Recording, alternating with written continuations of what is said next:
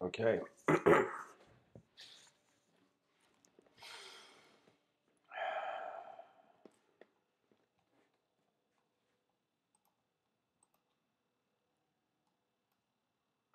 All right.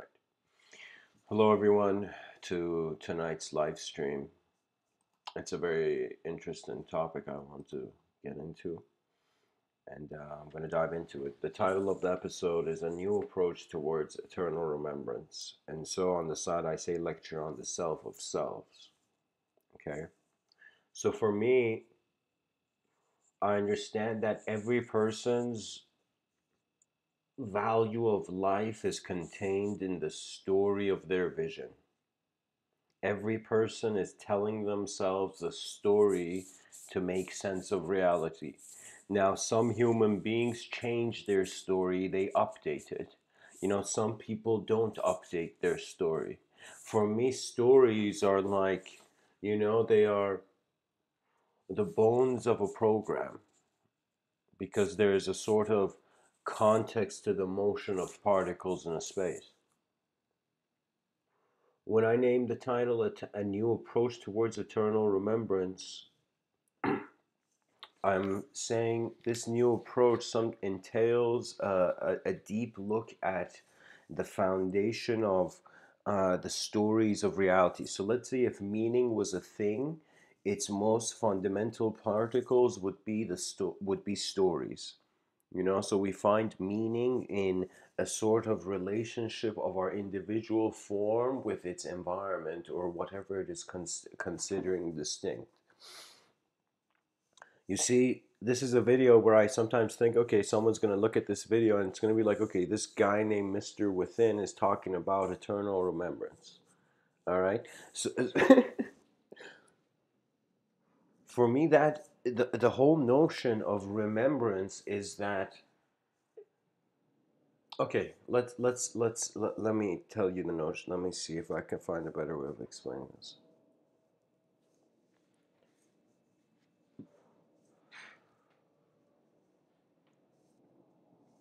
There's a story about this Sufi poet named Rumi. It is a story ascribed to him. This poet, mystic, was alive 700 years ago. This is in his youth when he hasn't really opened up to his wonder of other worlds. This young man is sitting by a fountain reading a science book back in the day, written with proper ink and a rare item.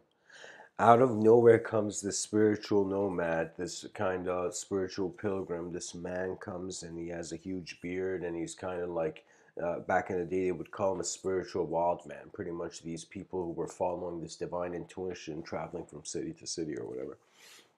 Right. So this man, this very profound mystic and enlightened being by the name of Shams Tabrizi, comes and sees this kid Rumi, Jalaluddin Molana Rumi, just sitting by a fountain reading this book. He immediately confronts the kid Rumi and he says, "Hey kid, what is that you're reading?" You know. And then the kid looks at him and says, he sees like he's this bearded man who just came out of the woods and whatnot. And he looks at him, he's like, "Nothing you would understand, old man. This is the newest knowledge of the time. This is the newest science, is the newest way of thinking of our time, you know?" And so he's saying this, and back in that culture, the youth had an immense respect for their elders. So it was one of those things where a dialogue of this was also disrespectful on behalf of the Rumi to Shams, right? So Shams looks at Rumi. So Rumi pretty much says, like, "Buddy, I've been to school. You can't even know what I'm reading, buddy." And Shams looks at him, and immediately takes the book out of his hand and throws it in the fountain. And Rumi, this like kid in his 20s, is just looking at this man. It's like, holy shit, this guy just destroyed this, right? So this panic sets in and he just shouts. He gets angry and he shouts at Shams. He's like, "Do you know what you have done? You have destroyed the newest knowledge of our time." And he shouts at him, very playfully, as the storyteller says. Rumi shouts, he's like, "There's no photocopy machines, have not been created yet." And so that was a rare copy. And so the whole notion is Rumi's just like, "You've destroyed it, destroyed knowledge." He shouts out at Shams. Shams, the spiritual wide man, this man with the presence of like, of a limitless state, he suddenly takes the book out of the fountain, gives it to Rumi, and the book is so dry as if it never fell. And so Rumi is there stunned, and he doesn't know what to say. He's speechless. And Shams looks at him and says, knowledge that can be wiped with water is not real knowledge, is no knowledge at all. And so it suddenly once Shams says this and gives him this book, he's just waiting to see if this kid understands what he says.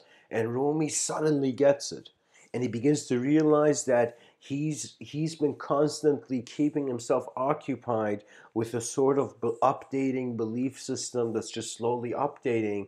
But this Shams is saying, try to find ways of knowing the eternal rather than the temporary. You know?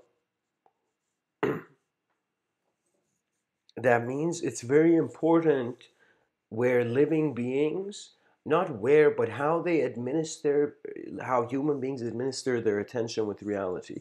So, what I'm trying to say here is that Shams revealed to this kid that there is more. And so seek the right knowledge. And in order to seek the right knowledge, and if the right knowledge is not temporary knowledge, that means there has to be a sort of eternal self to receive eternal knowledge. So in some sense, this Shams put this kid Rumi on a sort of spiritual search. We say spiritual. Spiritual is another word where I would like to consider it's just self-discovery, you know?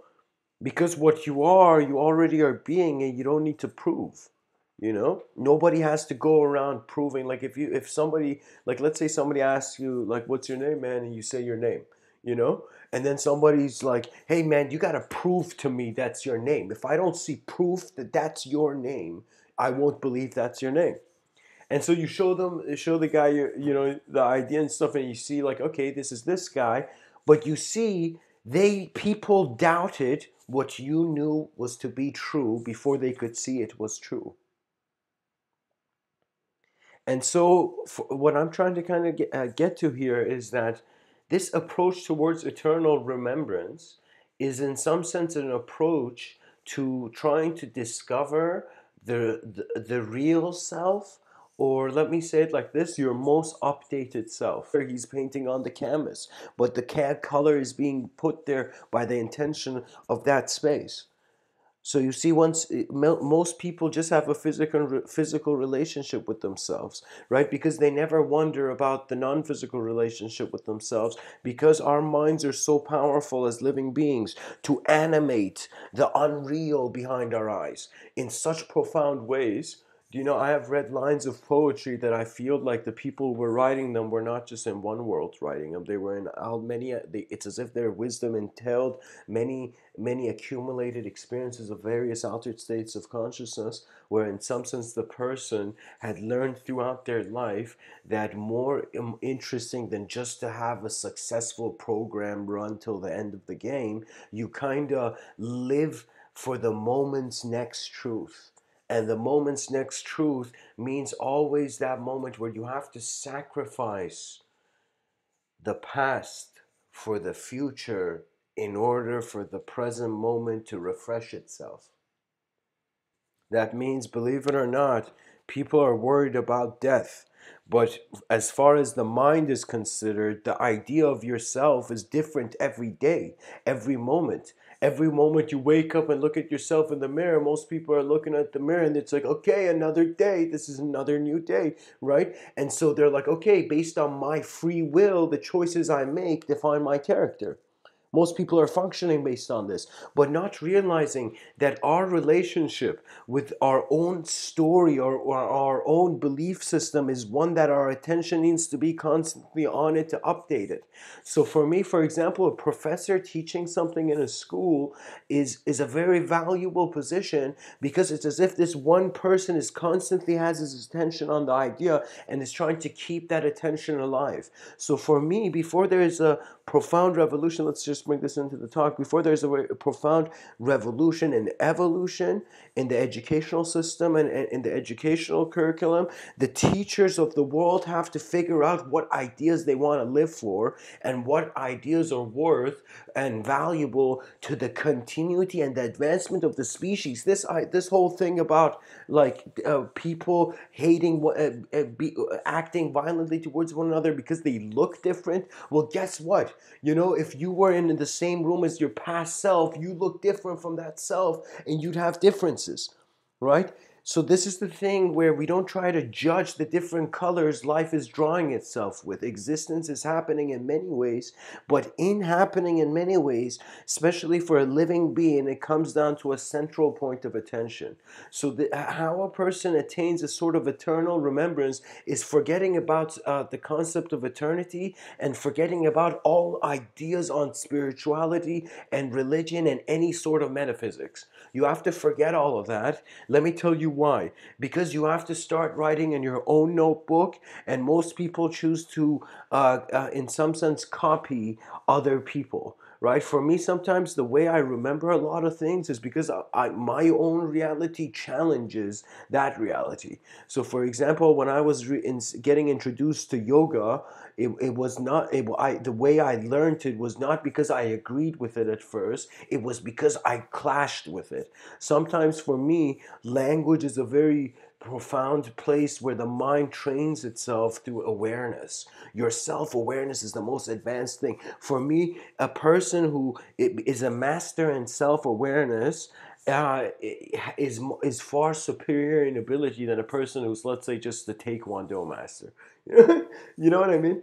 Let me tell you why. Because self-awareness requires a relationship with yourself, and your power as a living being is coming from yourself. A lot of healers don't understand this. A lot of people don't understand that what yourself is an idea to you, and this idea is being kept every moment by your attention to it.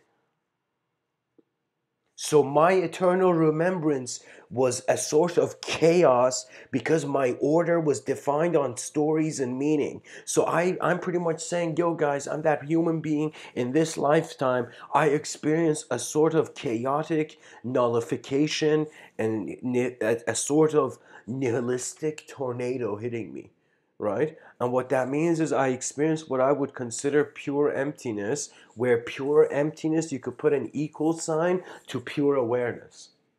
And what pure awareness is it's pre-movement instantaneous knowing.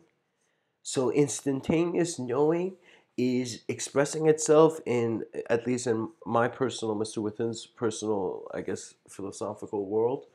The way I consider reality is that it's this instantaneous, spontaneous moment of attention. It is so instantaneous, this expression of the universe, this universal sector, that it cannot be defined. It cannot be separate. It cannot create a relationship that that's the world, this is me, I have thoughts, the thoughts are separate from me. It's as if suddenly the being remembers nature. When you remember your natural self, you laugh. You laugh because you have found, for the first time, you're looking through eyes that you are willing to take responsibility for. A lot of the problem with society and everything, and in most people's lives, is that they don't realize that the profound part of their free will is not just for them to have free will to do physical actions. It is the ability to see through new eyes, through eyes of a self not limited to yesterday.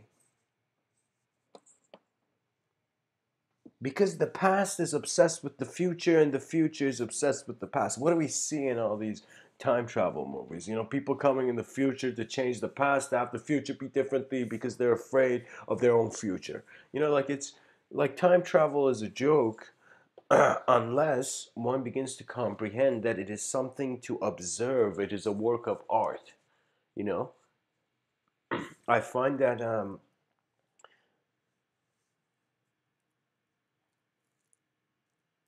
meditation leads a human being to trying to figure out how concentration happens. As you study, how your thoughts, or how thoughts designs come to you. Oh man, this is such a good area to speak about. Okay, here. Every person has a relationship with themselves. Okay? A part of this relationship translates into a sort of ideology where we can say it's this ideology, and language is the skin of the ego. So the language you were indoctrinated in suggests how, to some degree, a majority of how your ideas are choosing to express themselves, right? For me, geometry is also a language. And this is going to be strange, but I guess I'm one of those early pioneer kind of like human dudes who's telling people that geometry is a language. And what I mean that it's a language because it is a way that nature can express itself and contain itself in a sort of pattern. So any system that generates patterns, right? These patterns eventually, how can I tell you? It's as if like life has to separate itself to have a purpose to get together. Do you see? It's as if like order gets bored of itself, becomes chaos, chaos gets bored of itself, becomes order. And through this relationship, through this oscillation between manifest intelligence having meaning and non manifest intelligence not having meaning, eventually, as this hamster runs into this wheel so long, it has to stop, get out, and go into a greater wheel of existence, into a greater cycle of and relationship with how thought appears to it. Because for most people, how thought appears is that they think they're a thought. This is why manipulation is so easy for IP creatures that think they're thoughts. Because you just come and say something that's different than their thoughts, and immediately the person it becomes upset or something like that. For me, a true enlightened being is classified by its ability to navigate through the moment with a sense of existential responsibility that comes from an innate identity of a universal magnitude. What that means is when you live on in this universe as the universe, it is very different than living in this universe as an ant on a pebble spinning in the middle of nowhere. As far as I'm concerned, the moment there's design, there is one of those very out of this world theories I've had is that I consider there to be a geometric dimension to existence, just like how I'm looking right now when I see physical objects with different colors and different sizes and shapes, right? For me, it's as if just like we see a world of color, there's a world of geometry. So sometimes I'll give you an example. Like this is probably not going to be like the coolest thing what I'm going to say, but I guess it's not going to be the best metaphor, but it's going to be useful at least, right? Sometimes when I would watch horror movies, and it would become very like when I was younger, and it would bother me, like the scene of the horror movie. I would, instead of just shutting my eyes, I would close my ears. You know, I would just kind of get rid of the sound of the horror and just experience the visual. So what I mean by that, like the reason I'm saying that example, is in some sense that sometimes when the stories of life become too emotionally intense for me, my mind automatically translates the story into a geometrical, dynamic shape. So for me, it's as if just like how I turned off the volume for that horror movie or that horror scene, similarly, it's kind of like uh, moving your attention towards a design-based approach to reality, because design doesn't need to have a sort of meaning. It's just design, right? This is why I think scientists, many of them are, I think, open to embracing concepts in Zen Buddhism. You know, scientists believe 99.9% of the atom is empty. Zen Buddhists believe that 1% is the ego.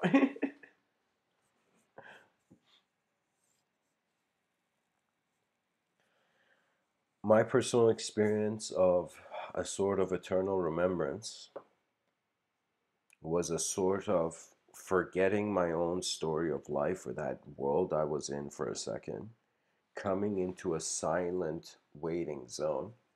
And in that silent waiting zone, it's as if I looked at life and it was too big.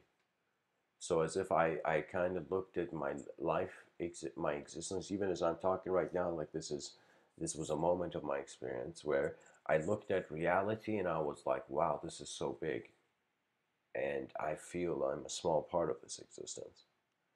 And my greatest relationship with this world seems to be one that is only personal and seems to be one that it's only in my, what we consider thought. You know, I consider subtler planes of abstraction and imagination.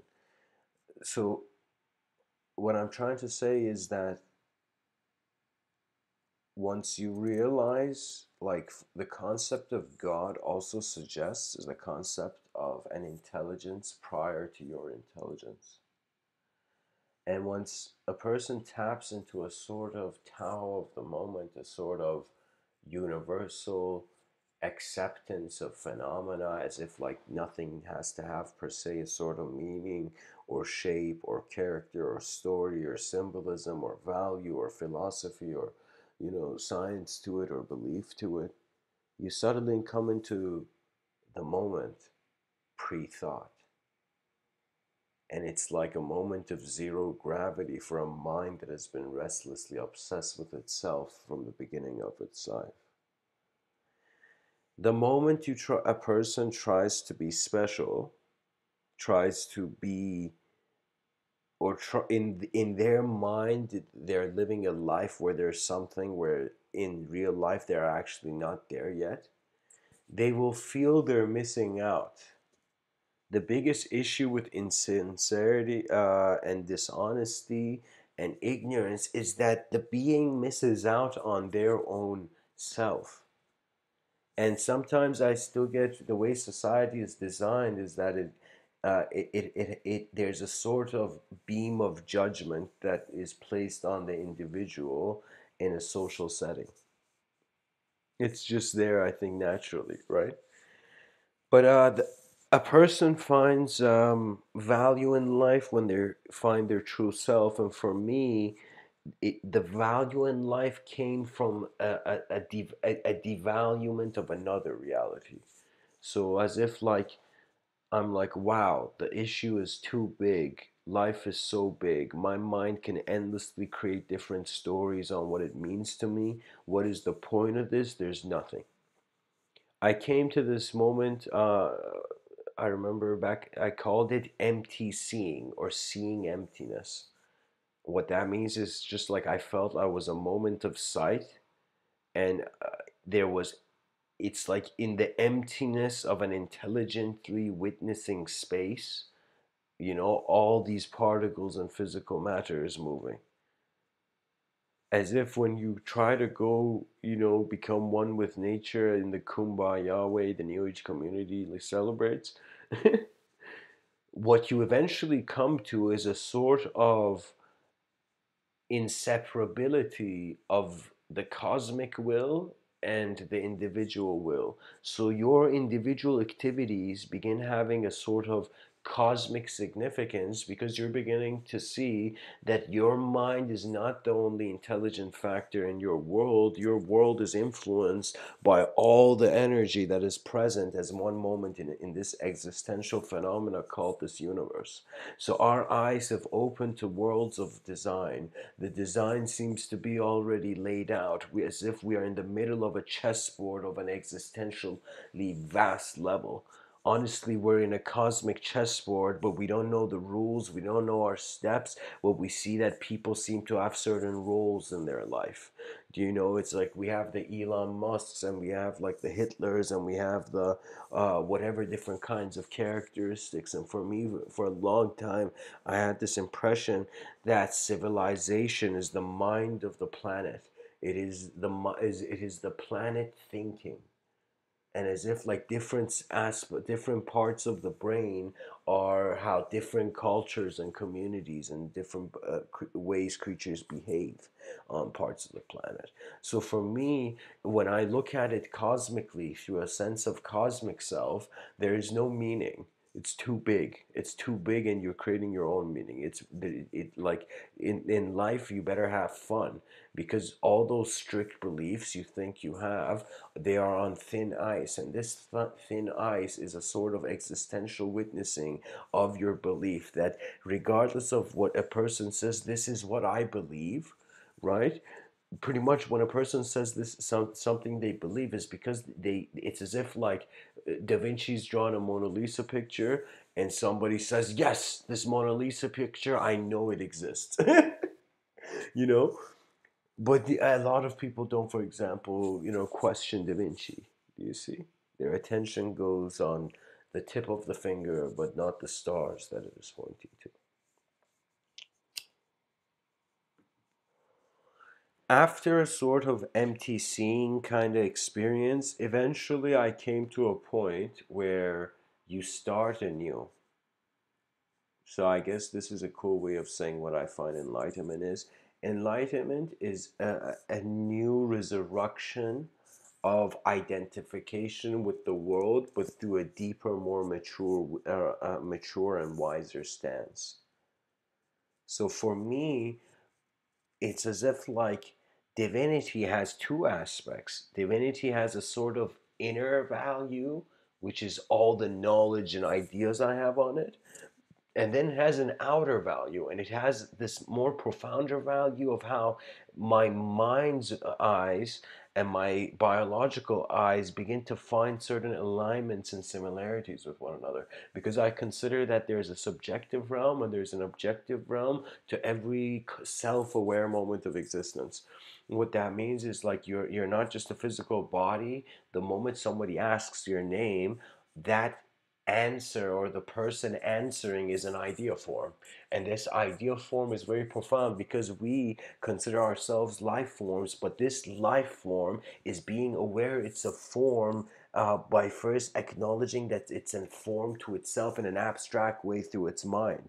So the relationship of our mind suddenly begins a sort of try there's the number three is very profound, and all numbers have a very profoundness to them because they're kind of showing a way of an expansion of dimensions, at least this cosmic identity.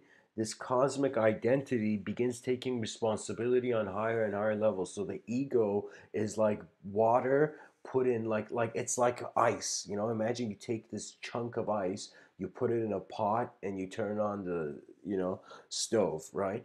And so it begins first melting, as if your immediate reality begins melting, melting, melting. It becomes complete, just normal water. Then it begins boiling. And as it begins boiling, it begins experiencing a different texture of the same outlook and same view of its experience and existence.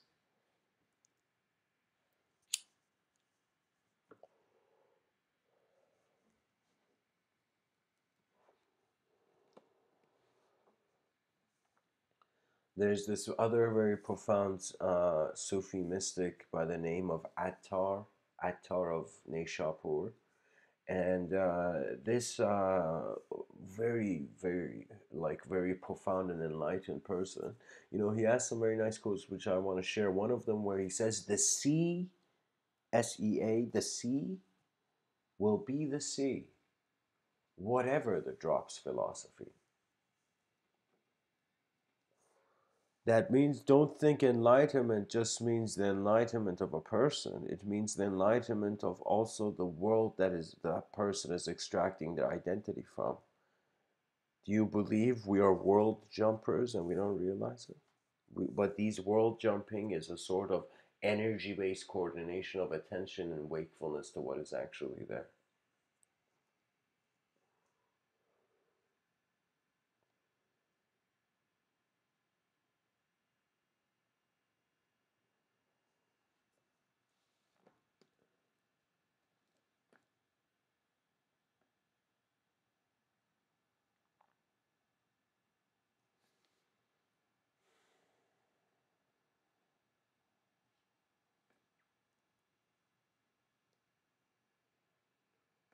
Attar goes on, and in his other quote, he says, "Your face is neither infinite nor ephemeral.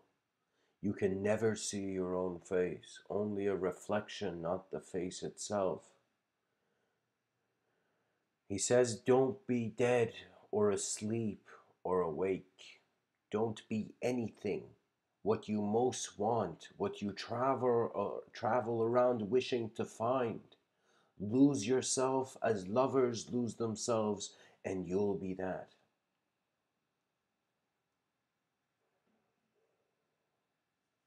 I'm just going to continue reading, this list of quotes from Attar because they're remarkable. They fit the context.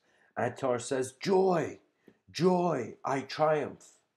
Now no more I know myself as simply me. I burn with love unto myself and bury me in love. The center is within me, and its wonder lies as a circle everywhere about me. Joy, joy, no mortal thought can fathom me. From each a mystic silence love demands. What do all seek so earnestly? This love.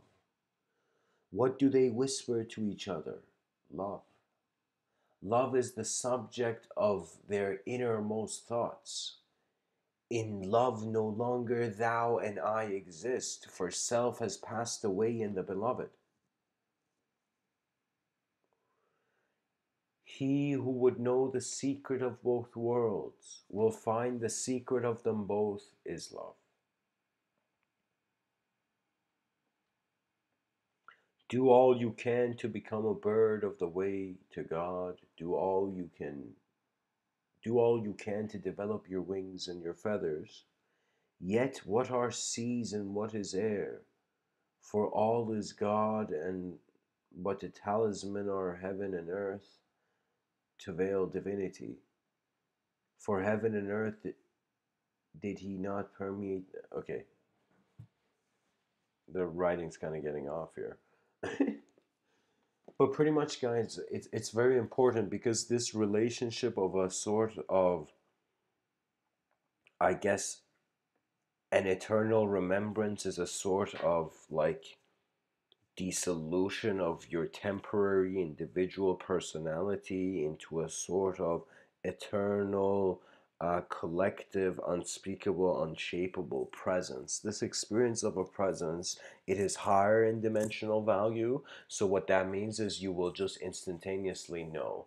The moment you step out of your thought bubble, you will realize the difference between your thoughts and what's in him and what's not. What's outside is kind of like nothing. What I mean by nothing is that there's a relationship with no thing. Do you understand how much of our thought is just absorbed by material forms, and how much of it is based on our imagination upon that material form? And throughout our life, we go on functioning through many stories as if, like I saw in cartoons, there was like this king that people were throwing tomatoes at, you know? And so, similarly, imagine those tomatoes nowadays. Everybody's being thrown tomatoes, but these tomatoes are different ideas, different designs and thoughts on the identity of the self.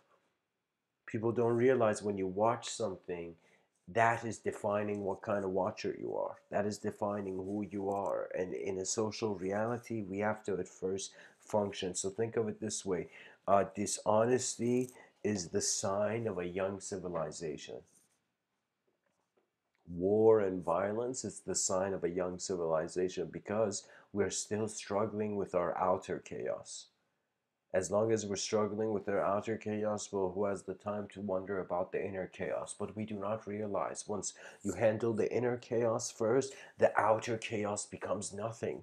It vanishes into a sort of self awareness where the awareness and the self are inseparable. You realize you went your life trying to find out your mind, and you realize the mind is not something to find, it is the moment. Your moment is your mind, and you find it through a sort of acceptance of its universal presence and how it is being a world.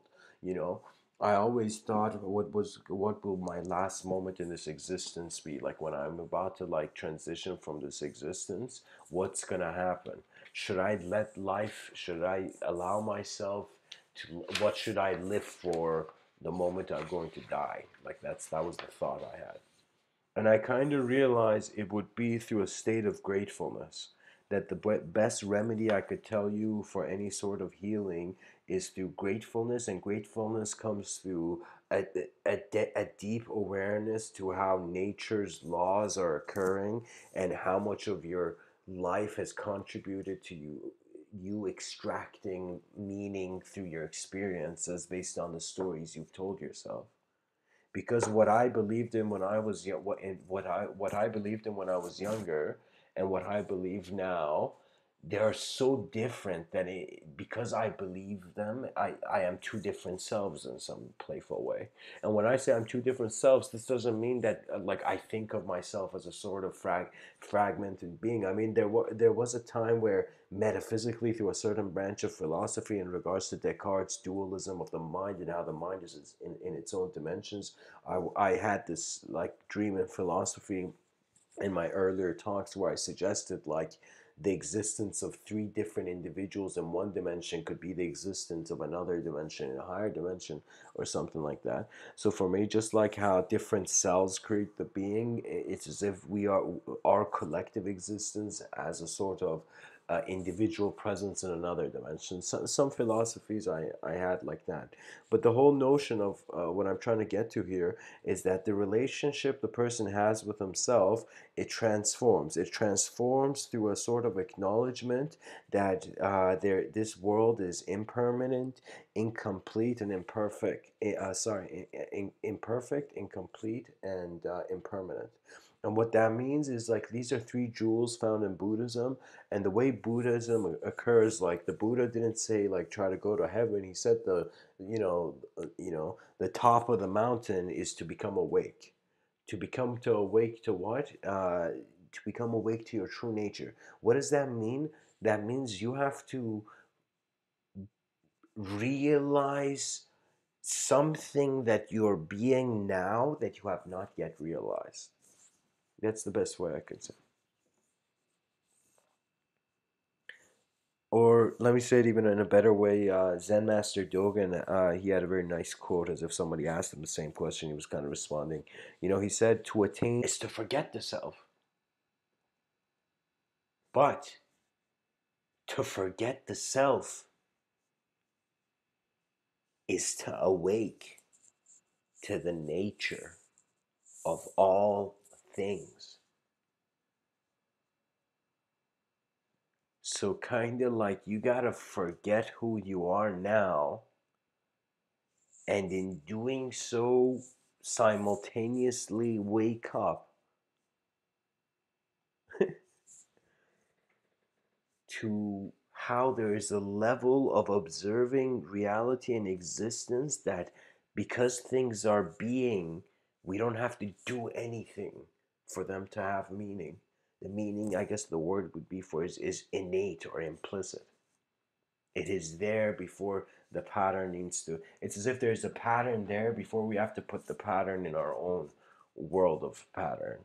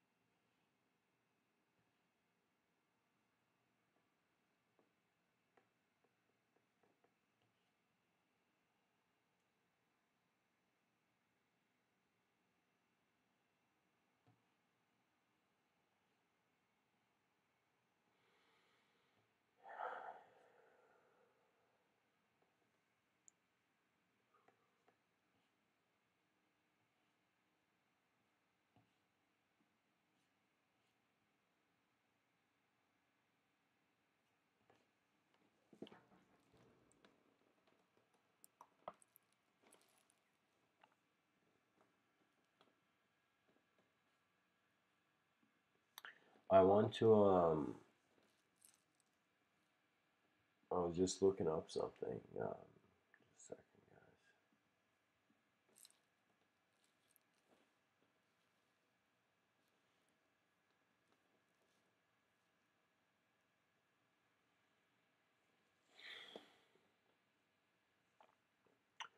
There's a man named Papaji, and he has this very profound quote. He says, "Find where the ego rises from, and it will disappear."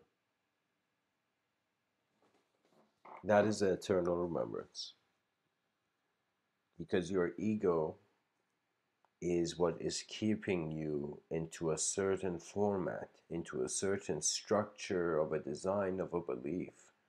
That means if I ask you right now, who are you, and you give me an answer, and then if I asked you, do you believe your answer, and you said yes, I will be disappointed, because we cannot avoid change in a changing universe. And what does Sri Ramana Maharshi, this other enlightened sage, when he says your duty is to be and not to be this or that? You have not come into this life to be anything aside from what you are, but how you treat what you are and how you treat how you are, these require to how you feel you already are. And how you feel you already are cannot be updated unless you go within. And that is the only command. And if I am, perhaps an honest fool, that person, you know, running to the masses and shouting that the next rebellion is not an external rebellion. For the first time, there has come a need for an inner rebellion for humanity to revert back to a state of natural clarity. But this natural clarity needs to abide by a global vision. A global vision is very difficult when every person is trying to live in the world in their own way, based on the own world they see, based on their own world they see. And so, what is the solution? The solution is either everybody builds their own road until eventually they integrate, or it is to realize that in one instant, the way the condition is kept and designed and structured where for how that problem exists can shift. When you realize that the mind has an ability to uh, simulate, like in a copy paste kind of manner, it's like your mind. Okay, let me say it like this. What we call a mind, let's say for word's sake, your mind sees reality, and then in order to think about reality, it must simulate the world and variations of the world to have your mind seeing options. Once it does that, it means that the mind, through wakefulness, takes form and reanimates it, or shifts it, or translates it into a sort of abstract existence where, in a non local way, you are having thoughts in a room you can't see. The subtlety and your attention, it'll make you curious, and it'll make you feel like an explorer. And I will advise anybody who's listening to me, uh, have the courage to pick up a pen where that pen is being written through your honest vision and exploration of reality. Contribute to a world of lies by living in a sort of state of truth. And in order to live in a state of truth, and this has both political and a non-political significance, we must let go of different aspects of ourself that are still resisting reality and are fighting. So this is crazy, right? Like, let's say if you get angry, like, and you're about to fight, like I remember, like this is probably like 7 years ago. I got angry and drunk in this situation. I went to fight somebody, and my friends were holding me back, right? And because my friends were holding me back, it was one of those things where physically they could stop. But now, let's say a person is in different, in their mind, their attention is on their past and different things that happened in their past. And it's as if they're getting urges to still fight with physical reality and try to get somewhere and do something and get the last hit, to avenge their past failure through a sort of comeback of success. It's one of those things where someone can appreciate the effort to succeed, but cannot appreciate the blindness where that effort's being applied through. And when I say blindness, is that honestly the quickest way to world peace, as Mr. Within finds it, is for human beings to instantaneously liberate themselves and attain a sort of universal responsibility through a universal, I don't want to say identity, but identification. And when I say identification, that could be through a collective means. You could suddenly wake up one morning and be like, what the hell am I doing with my life when there's a species here that deserves to have its next generations continue on in greater ways. It makes you live for the world, you know? And since I have a biological body, well, guess what? The species advancement seems to be the greatest beauty. The just to see create enough peacefulness for a renaissance of genius to occur. That's kind of one of those things that I get very emotional, because I see so many artists not daring to step out and help draw the greatest work of art, which is the evolution of society through efficiency.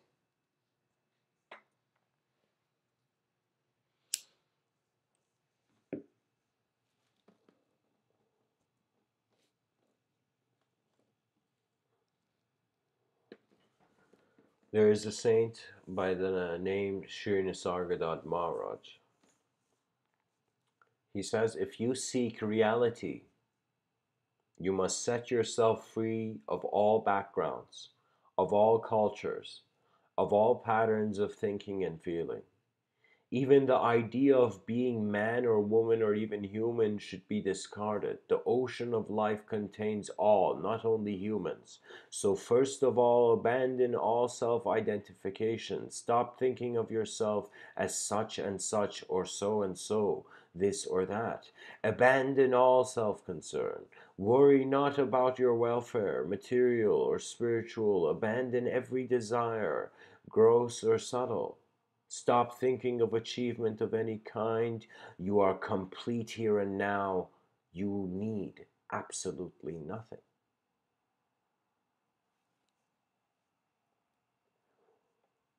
And this is very profound, guys, because so many people in the world are chasing the carrot on the stick connected with the rope in front of, you know, in front of them, not realizing that you can go a lifetime trying to find success, not realizing that only because the way you look at life, you are projecting that value to only exist for you based on a future condition. You're not allowing yourself to access it now. And this is my philosophy, guys. Also, if a person can't love himself or herself, that person can't love others. This is the honest thing.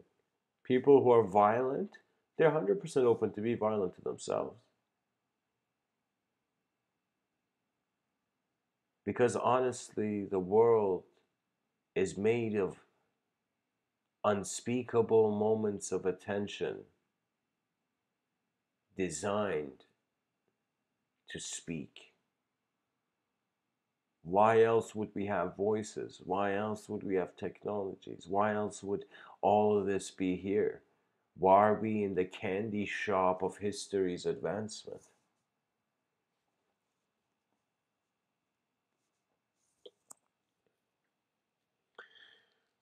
I hope this talk has served you guys. Um, One more thing I want to say about Attar. Let me actually look this up.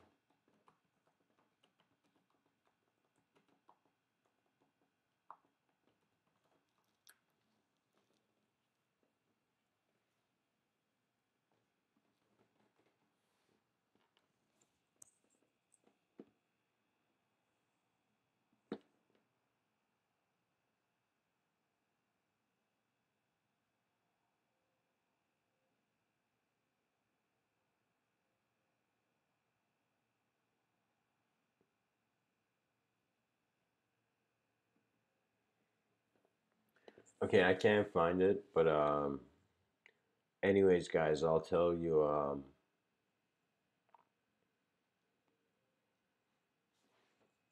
I'm gonna read a quote by a man named Sadi Shirazi. He says, "When the eyes of the beloved riches count not, gold and dust are as one to thee."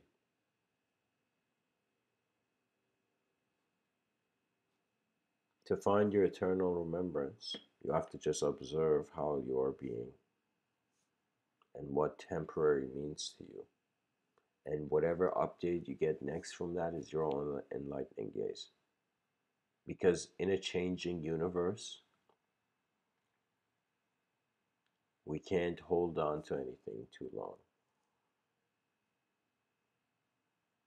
Sometimes the eyes that see the change, that is always changing things, is the sort of remembrance.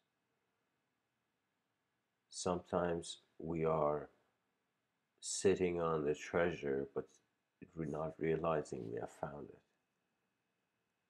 because we're still looking somewhere else. The next great revolution is an inner revolution. The next great rebellion is an inner rebellion, a sort of self-transformation on a mass scale where the species plays a new game, a game with with the panache of a universal vision. Anyways, I hope this talk has served you much blessings and namaste.